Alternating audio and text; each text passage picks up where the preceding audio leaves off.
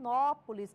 A gente vai conversar com a doutora Bianca Gastaldi, que é dermatologista, e nós vamos falar sobre o vitiligo, a doença que causa a perda de coloração da pele. Ao contrário do que muitas pessoas acham, o vitiligo não é contagioso e não traz complicações físicas ao paciente, porém, afeta significativamente a qualidade de vida e a autoestima de quem convive com a doença. A gente conversa agora com a doutora Bianca. Muito boa noite, doutora. Seja bem-vinda ao nosso programa Canal Saúde.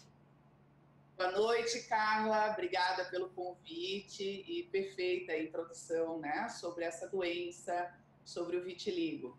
Primeiro eu queria saber, doutora, quais são as causas do vitiligo? Existem algumas teorias a respeito, né, mas acreditamos que seja algo multifatorial. Eu sempre digo que nós nascemos com algumas armas apontadas para nós, digamos, que são as nossas predisposições genéticas e as nossas predisposições individuais também. E em algum momento da vida, essas arminhas elas podem ser disparadas.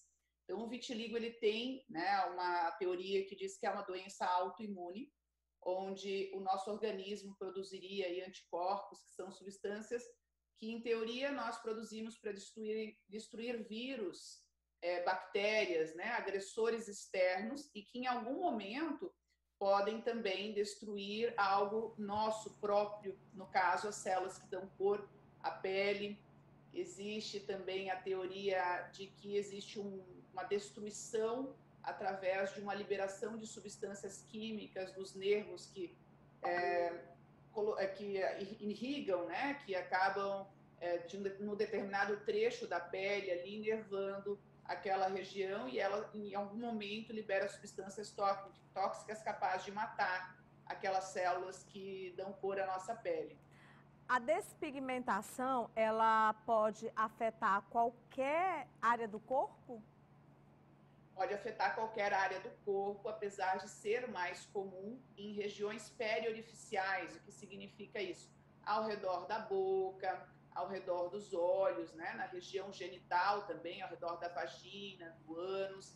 E existe um fenômeno muito comum em algumas doenças, e aí o vitiligo faz parte dessas doenças, que é um fenômeno chamado fenômeno de Koebner.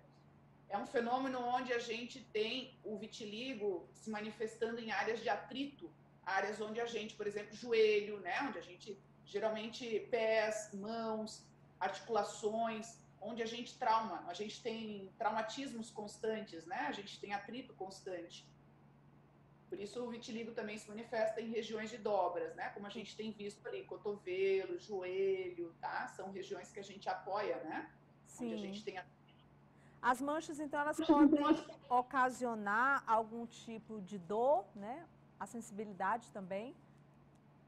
Não altera Não, a né? sensibilidade, né? Inclusive, o não alterar a sensibilidade é uma forma de a gente ter um diagnóstico diferencial clínico da hanseníase, né, que é a lepra, ou de outras doenças que causam essas manchas brancas, que causam despigmentação da pele, e estão associadas com destruição dos nervos. No caso do vitiligo, é única e exclusivamente uma lesão, uma destruição da célula, que é o melanócito, que é a célula responsável por produzir o pigmento, mas não há nenhum comprometimento da sensibilidade da pele, né, ou da inervação daquela região da pele.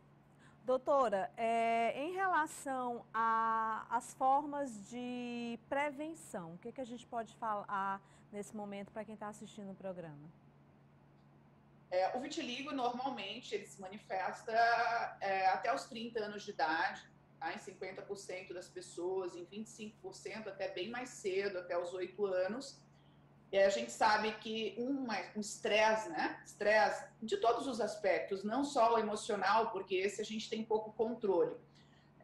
Mas o estresse, de alguma maneira, vou dormir mal, né? Ou você ter um estilo de vida muito desgastante, porque a produção de radicais livres e a inflamação do organismo, de uma maneira geral, piora ou acelera o desenvolvimento do vitiligo.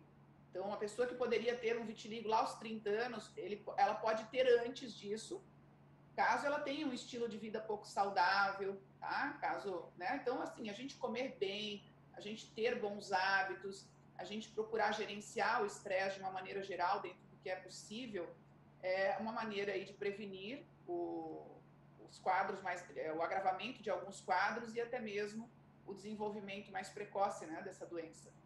É possível que o vitiligo acarrete outras doenças, doutora? Ele não acarreta outras doenças, mas ele pode ser indicativo de outras doenças, tá? Inclusive de doenças graves. Por exemplo, o vitiligo ele pode ser uma manifestação, ele pode estar sendo manifestado de uma forma concomitante a um melanoma ou a um câncer de tireoide. Isso doenças graves, né? Então a gente precisa estar atento a isso, principalmente quando esse vitiligo vem em pessoas com mais idade. Mas normalmente ele pode estar associado a outras doenças autoimunes. Por isso a teoria de que a origem dele possa ser uma origem autoimune.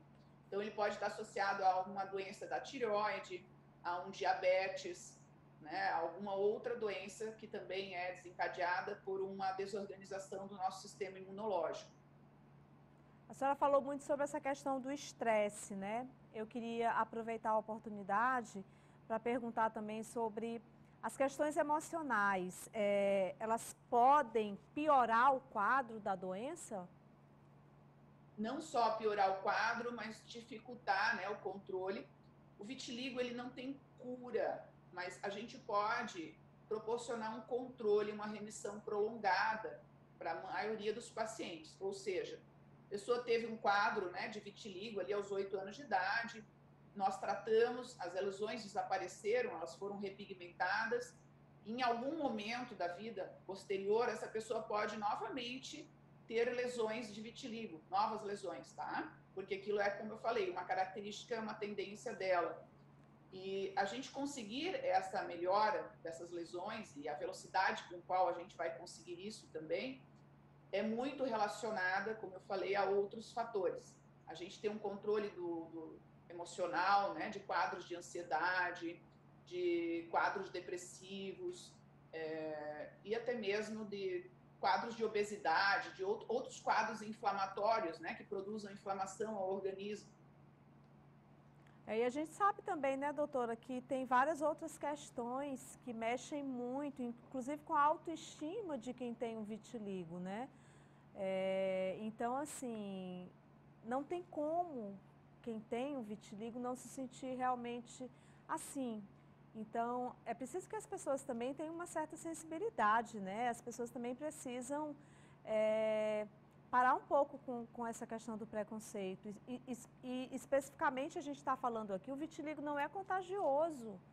Pelo contrário, gente. Então eu acho, inclusive a gente tem uma participante aí do BBB que tem vitiligo e a gente tem visto o quanto que ela tem sofrido assim dentro do programa. Claro que existem outras questões, não estou falando por causa do vitiligo, mas assim, a gente tem olhado um pouco mais, inclusive, né, para essa doença e as pessoas, quando sai, por exemplo, um assunto como esse e aí vem à tona a questão do vitiligo, as pessoas começam a falar um pouco mais e a debater.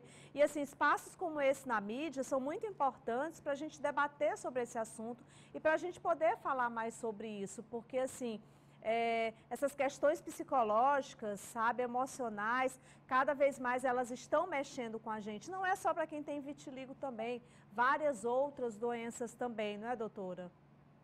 Assim, a pele está exposta, né? A gente não tem como esconder. A pessoa ser hipertensa, ter uma pressão alta, ter diabetes, se ela não falar, não está, né, exposto. E ter pessoas que realmente assumam isso, não vivam maquiando, né, o problema, é muito importante para que esse preconceito, para que essa aceitação da comunidade aumente e até para as pessoas poderem estar mais esclarecidas com relação a essa doença, que não é tão incomum, né? É uma doença que comete 1% da população mundial. E não só a Big Brother, mas vejo também modelos, tá, internacionais se destacando nas passarelas com vitiligo. Vejo pessoas famosas também, né, assumindo que tem vitiligo e também mostrando, expondo o problema. Até porque essas pessoas não têm culpa, né, de ter essas manchas.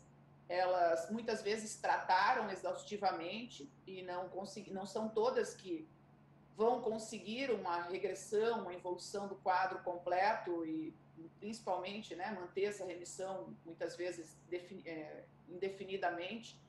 Então é algo que a pessoa não tem controle, não tem às vezes o que fazer mais por aquilo e só existe algo a ser feito, que é a aceitação, né? É verdade. E a gente, quanto mais a gente fala sobre esse assunto, né? Então, assim, mais a gente debate, mais as pessoas também se sentem muito mais empoderadas, né? Eu estou secretária municipal de políticas públicas para as mulheres, doutora, e recentemente na secretaria nós fizemos uma campanha, a campanha Somos, onde a personagem, que é a Tereza, ela é uma personagem que tem vitiligo. E foi muito interessante que em uma das ações que nós fizemos, em algum momento, nós encontramos uma mulher que tem vitiligo, que ela olhou para a nossa personagem e disse, olha, ela é igual a mim. E aquilo foi tão tocante para nós que fazemos parte da Secretaria da Mulher, porque é isso, sabe, é a gente poder chegar até as pessoas, porque isso é tão comum, não é, doutora?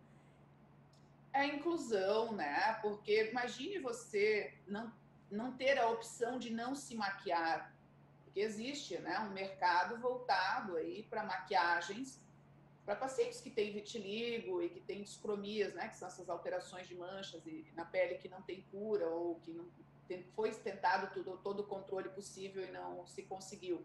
Então imagine o que é você só poder sair de casa depois de 1 ou 2 horas se maquiando, como algumas pacientes minhas, às vezes, chegavam aqui no consultório me relatando. Doutor, eu acordo 5 horas da manhã, porque eu levo 2 horas para maquiar, né, todo o meu rosto, as minhas mãos, e eu sou, por exemplo, aeromoça, e é considerado uma aparência, eu tenho muito medo de perder meu emprego, né, ou de as pessoas que eu atendo vão não aceitar a comida que eu vou servir, ou é chato, então eu faço isso para já economizar o meu desgaste. Mas são 2 horas, doutora, que eu fico todos os dias fazendo isso. Complicada a vida, né? Se você pensar assim como... É verdade. Olha, doutora, eu queria muito lhe agradecer pela participação no programa. Essa entrevista está tão especial que se a gente pudesse, ficaríamos aqui várias horas falando, né? Mas, olha, muito obrigada. Volte mais vezes, viu? Obrigada, Carla. Obrigada pelo convite, tá? Adorei o tema, acho super importante essa inclusão, né? As pessoas poderem ter em quem elas se espelharem para poder assumir uma coisa que não é contagiosa, que não, né, não está fazendo mal a ninguém e poderem ser felizes na sua própria pele. A gente só quer isso como dermatologista, que as pessoas possam ser felizes. Com certeza. Muito obrigada pela entrevista, viu? Obrigada, querida. Tchau, tchau. Olha, deixa eu aproveitar aqui a